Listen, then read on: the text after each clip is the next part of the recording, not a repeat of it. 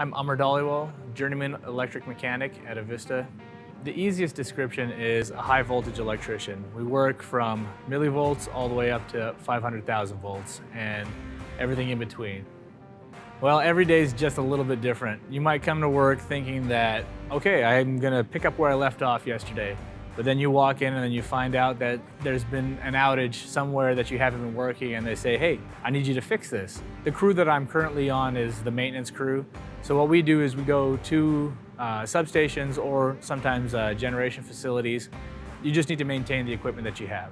So what we do is we'll hook up to the piece of equipment and we'll run through a series of tests to make sure that that equipment is functioning properly. So you just need a high school diploma or a GED, the ability to get a CDL. This is an apprenticeship program. An apprenticeship essentially is an earn while you learn type of program. It ends up being a 4-year, 8,000 hour task-based apprenticeship. There's always demand for it. We're always looking for more people. Anyone who's interested in learning can learn what we do. Some of the skills that I found have helped me are just being self-motivated, really being interested in learning, and being willing to be adaptable. I love the variety. There's never something that's the same. Learn more about careers and career paths at careerexplorenw.org.